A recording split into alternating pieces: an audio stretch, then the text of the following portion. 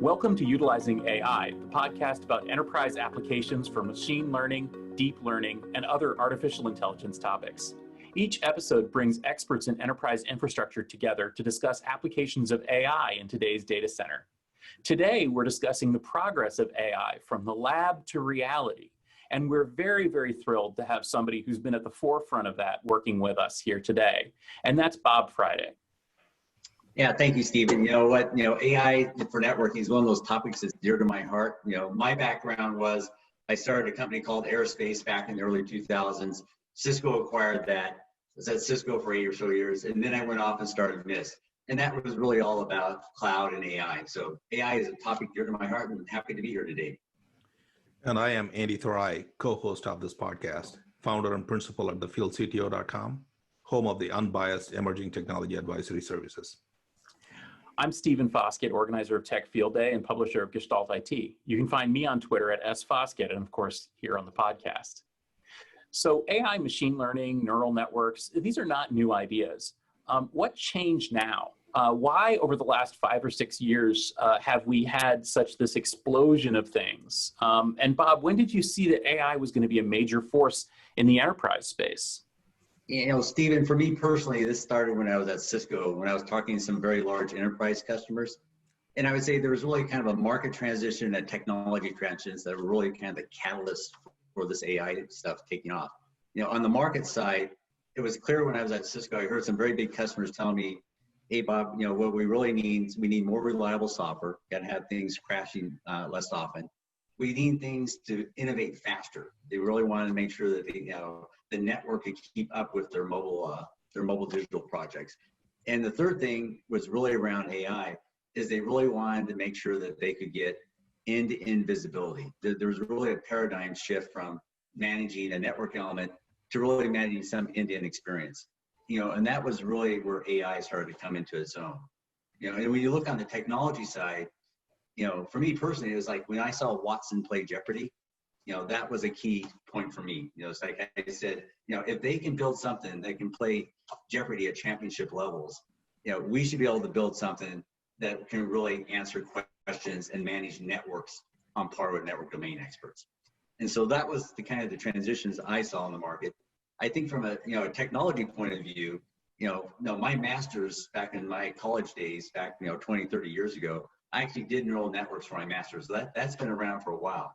It was really around 2014 seems to be a key year when you talk to software engineers and data scientists that this whole data science AI stuff became real. And I think it became real for a couple of key reasons. One is the open source community. We saw Facebook, LinkedIn, Twitter, all these big companies were basically contributing open source code so that startups could actually start building on top of the shoulders of this. And the other key technology change was really around the cloud, right? Compute storage. 20 years ago, when I actually tried to do some of this AI ML stuff, following my master stuff, we really just didn't have the compute storage, right? There's only so much you could do on a 1U Linux box, right? There's just not enough horsepower to do that. So right now today, if you want to do AI compute, you really don't have any worry about compute storage. The only thing you have to really worry about is your Amazon bill, right? There is really no limit on how much money you can spend in Amazon in solving a problem. Yeah, not only spend on Amazon, but also probably on NVIDIA and other chips as well, right? I mean, it's funny you talk about that IBM Watson thing. I remember the good old days. I was with IBM those days. The machine, I don't want to minimize what they did, which was a pretty phenomenal thing on those days, but it is more of, NLP with decision-making algorithms, a combination thereof. There was no need for, multi-layered neural networks and whatnot. If you had to do that with a box that you need to roll in like a mainframe, that would be almost impossible. I think the other thing we saw in 2014, right, was really the data, right? Those neural networks, 20 years ago when I built that neural network, you really just couldn't build anything big enough with enough data that made these, they could do something useful. It's when we finally got enough data and these neural networks got big enough that we actually started doing interesting things with them. I mean, the AI is nothing new, right? It's been around, 60s and 70s, 1970s. The problem was it was all theoretical because the computers and the compute power couldn't catch up with it until now. And in the last 5-6 years with the advances in compute, chips, and software, and the open source, a combination thereof, it has become really, really good. Yeah, and if you look, what's really changed is, where we saw it first happen was in the, the self-driving cars, right? It's when we saw these convolutional neural networks really started to change what we could do with image recognition. And we started to see that really make a big difference inside of the healthcare space, right? We're starting to see AI and computer image really, we can actually build something that does a better job than the doctors in terms of diagnosing these MRI and these X-rays, right? And I think what I found in the enterprise space, the key thing I found there was really around these LSTM, recurrent neural networks, that's being used for speech, right? All that things you see with Alexa. In our networking space, those are really starting to allow us to do some of these anomaly detection things with incredibly low false positives, right? Yeah. Where now we can actually detect anomalies versus generating noise, right? And that's been the challenge in networking is we've always built systems that generate a lot of events, but most of those events are noise. The IT guys, Right. Waking them up at 2 o'clock in the morning to let them know they have some AP down is not very useful. And that's, from my perspective, really the key to what you've been doing at Mist is exactly that, finding value in the noise and finding value and you sort of assisting, people with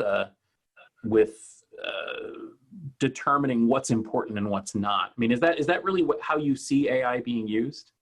Yeah, I mean, I see, if you think about the average person, whether it's cars or images, really there is so much data and noise out there.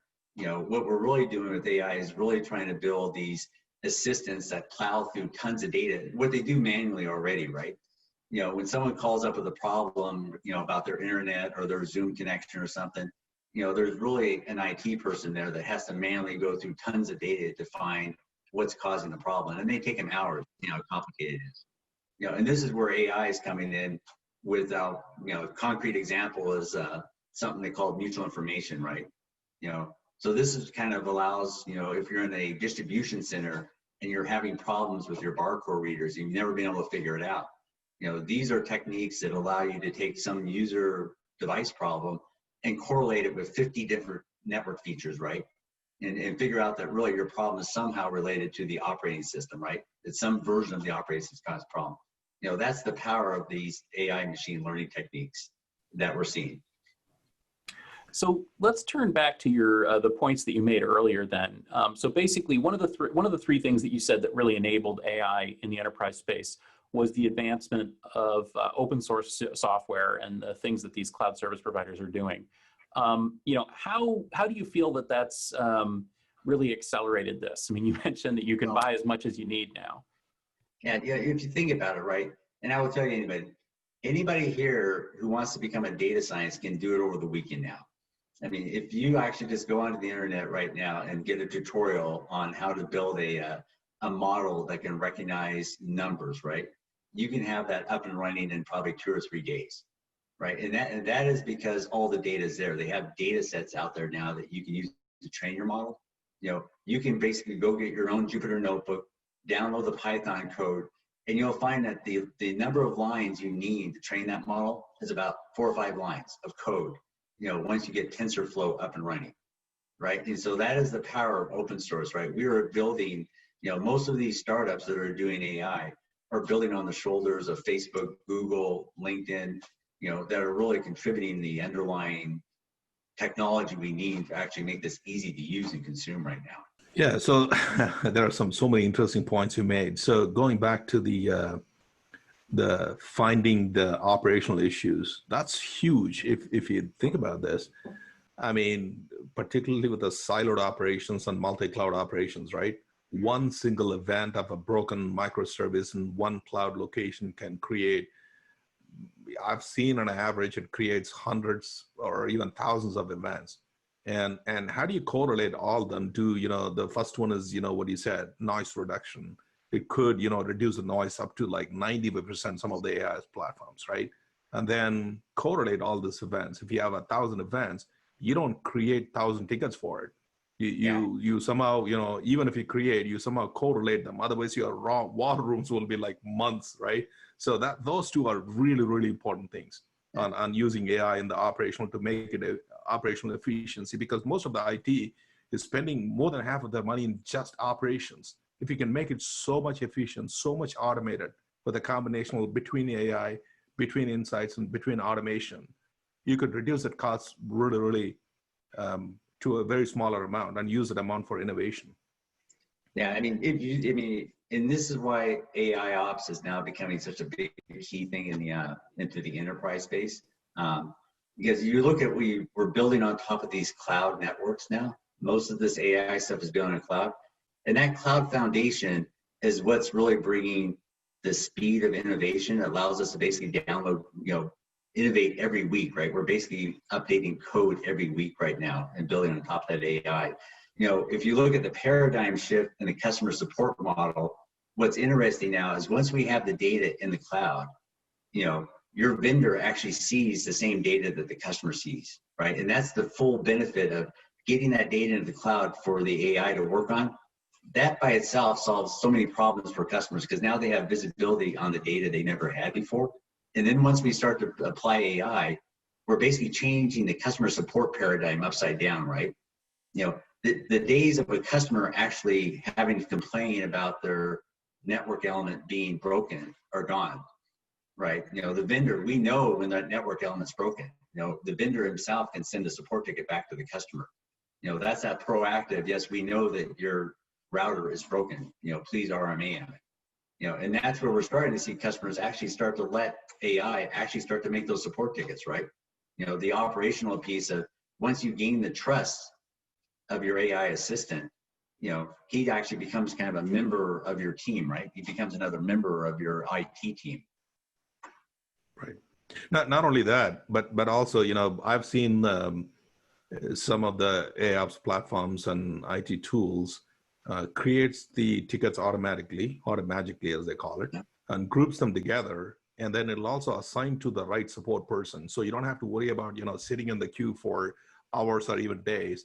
If that particular problem needs to be solved by this person or a group of folks who has expertise in that, what's the point of, jumping through the hoops of L1, L2 and all that? Right. Just send it to the SME. If it's an easier fix, let it fix and move on. That's where I'm starting to see customers, as they start to understand and adopt these AI assistants, they're starting to make these AI systems kind of part of their IT team, right? Because it's really no difference between bringing on a new employee. Most IT administrators aren't going to trust anybody with their network unless they get to know you, right? They really don't care whether it's an AI assistant or somebody. Somehow they have to gain that trust. What I've seen with the AI stuff, they're starting to trust the AI stuff to start to find bad cables, right? Start to do simple tasks where, okay, I will trust you to, if you see a bad cable, don't bother to ask me, just issue the support ticket. So that's the beginnings of where AI is starting to make operational difference inside of an IT, an IT department. The other one point you touched on, the CNN, which was pretty interesting. We did a project when I was at IBM for NASA. Your point about data is being there. This is a classic use case. The NASA satellite, I wrote a piece on that. If you go to my LinkedIn profile, you'd be able to see it. The sun, the UV rays, when it comes in, you got to measure that, being in a satellite, and then you will make some decisions based on that, based on Earth's atmospheric conditions. And that thing broke, and they have an option of either send another satellite or figure out another way to fix it. The other way to fix it was use AI and extrapolate the data that is available for the last 5 years to figure out, based on sun, how bright it is and what time of the day it is, figure out how much of the UV could have been. And surprisingly, AI was so accurate that we were able to get up to 98 to 99% of accuracy of what the UV would have been. The data is already there, just not, available or visible to the human eyes. Yeah, and that's back to the noise comment that Stefan made, right? That's the power of, these convolutional networks or these LSTM recurrent neural networks. They're able to sort through so much data and filter out the noise. When I look at the anomaly detection, that's really a kind of an interesting case where, with these LSTM networks, they're actually making multiple variable predictions, right? They're not predicting just the average of the stock price, they're actually predicting the variance, right? So these are, these neural networks are getting to a point where, you may have 10, 20, 30 features going in, predicting 10 or 20 features coming out, and that's why, they're starting to be able to do things on par with humans, and that's probably another point I usually let people know. It's like, there's a subtle difference between AI and ML. ML is basically an algorithm you do to solve a problem. AI is something where you're trying to build something on par with a human behavior, right? Whether it's driving a car, interpreting an X-ray or MRI. In the networking space, we're really trying to build something that, can really manage a network on par with a human. That turns out to be a very complicated task, right? The human brain is very good at seeing anomalies in data. That's why these neural networks are getting very close to being able to do the same thing a human brain has been able to do in the past, whether it's recognizing images or looking for anomalies in data patterns. So this is going to be driving, I think, a kind of a paradox, though, because essentially we've already got too much data in, like, let's talk about the enterprise, talk about enterprise networking. We've already got too much data for any person to look at. ML allows us to build systems that can look at that data. But the paradox is that the seductive appeal of having ML looking at this data and finding outcomes and finding value in it is that it's going to demand more data, right? I mean, are we going to start seeing a situation where we're not actually reducing the number of metrics, or maybe even the number of flags raised to operators, but in fact increasing them because we just are looking at more things? Yeah, so, the problem with data is a real problem in the enterprises, and it's actually a problem that I've been working with, we're the ONOG group right now, is how are enterprises going to deal with distributed data sources across all their different vendors right now. And so I think we're really going into a paradigm of the days of trying to build gigantic data lakes. I really think what the industry is going to be moving towards is more of a virtualization. We have your data across all these different places. Leave the data where it's at. Really start with the AI ops question you're trying to answer, and then only gather up the data you need to answer that question. So I think that's a problem we're going to have to see the industry address is, how do you deal with the terabytes of data that are piling up across all these different places? The days, you can't really afford to build gigantic data lakes. It'd be data, there won't be a data ocean big enough to hold it all eventually. So I have a related question related to the data. So, okay, so you have a structured, unstructured, big data sets that are, data lakes and all of those things, what you talked about. But then there is also a related problem of having too much of a streaming data as well, between all the IoT devices, between the events, between the streams, between the Kafkas. There is so much of small amounts of data that also bombards the big data. So a combination of big data and too much of small data. How do you keep your models up to date? Because every time when you go to infer the information, the model kind of almost have become obsolete on a minute basis or even seconds basis. So how do you cope up with that when you're creating keeping your models fresh? Yeah, I think there's two top topics there. One is the how do you train models? The other topic is real-time data. And the definition of real-time is dependent on the eye of the beholder. If I'm driving down my car, I need that image recognition to be working on milliseconds, right? That's a real-time problem of, hey, I need to identify objects in front of me, faster than the eye can blink. I would say in most network enterprise problems, it's more about there is real-time streaming, so you have to have data pipelines that can handle data coming in a stream. The models themselves typically don't change that fast. Like these anomaly detection models, we may basically retrain the model once a week over the last 3 months of data to look for changes over seasonal changes, right? If we're looking for some sort of baseline data. So I think, when we think about data on real time, the good news is we have Storm, Flink, Spark, all these pipelines are now built to handle data stream in real time. The model himself typically doesn't change. You don't train the model every minute typically. I get that. So there's somewhat of a related question. Almost every startup now, if you look at it, either they are cloud startup or AI startup. So a lot of the startups are trying to solve specific enterprise problems. And then before you know it, whether it's, Google or Apple or Facebook or someone else come provide the better version of that and make it available as cheaper or even open source free, then enterprises are going to pile on that to use. For all this enterprise, I mean, the small companies that are starting up to solve some of the enterprise problems, what is the future? What is in it for them? Yeah, if you look at you look at Uber, right? Uber built on the shoulders of map technology and phone technology and built a great company out of that. I mean, I think that is the opportunity for startups today, right? When we look at Google, Facebook, they're really providing the bricks and mortars and the Lego pieces for startups to solve real problems, right? We're looking at Google that's building the APIs that allow us to do image detection, right? I can handle Google any image in the world and it will try to tell me what's in that image and what that image is all about. If you haven't done it, it's kind of an interesting thing. If you go to Google, they have an image API.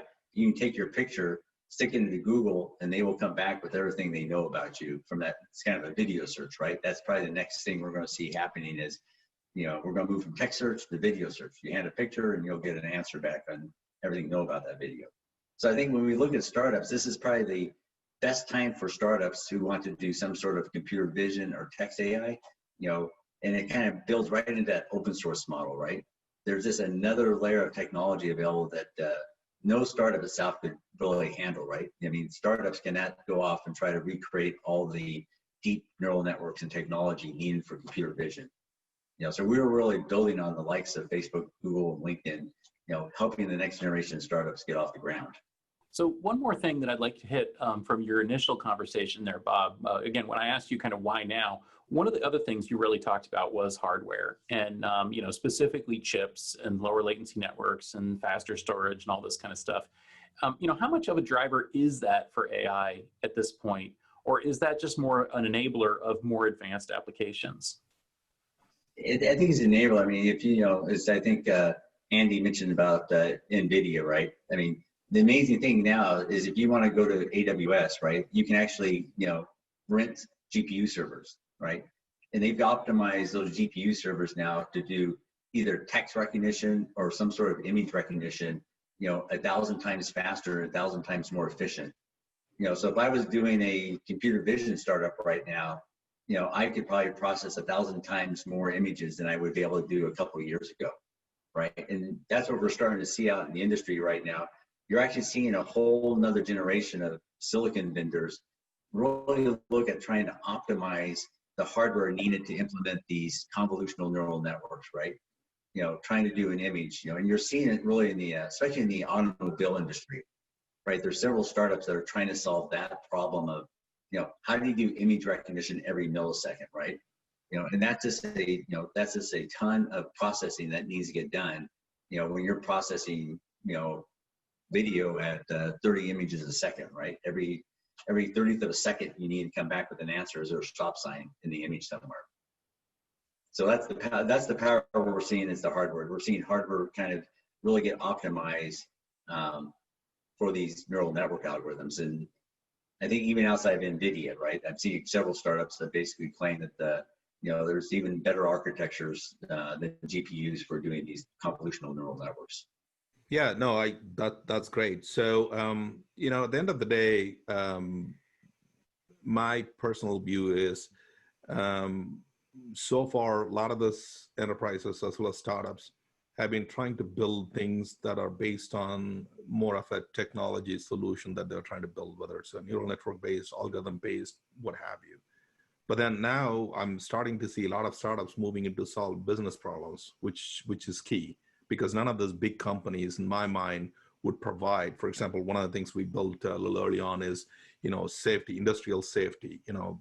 Looking at the people who are walking in and out and figuring out who's not wearing a helmet, and then send alarms to that, so that you can tie up with the insurance company saying that we're 100% enforcing it, so hence my insurance rate should be low. That kind of if you're able to look at the business problems and try to solve that using all the technology tools available, because if you're going to be doing the improvement for technology and tools area or platform area, you'll always be doing a rat race, catching up, trying to catch up with others. But if you solve a business problem, then when as and tools and technology becomes available, you can feed that into and make a better solution out of that. That's my personal view. That's where startups should be concentrating, in my view. Yeah, I would agree with you, Andy. I mean, if you look where this stuff is headed right now, I mean, you're just seeing amazing things as we see AI sneak up into our lives. You know, in the construction industry, I'm starting to see them. They're starting to use drones and AI basically to look for those 3 millimeter cracks. You know, all that stuff is sneaking into our lives. We're starting to see robots go up and down our grocery shelves looking for product placements. So, I mean, I would ultimately say, you know, AI is going to be kind of one of those things on par of TV, internet. It's going to be one of these technology transitions that's going to touch all segments of the industry. It's going to touch all segments of our lives.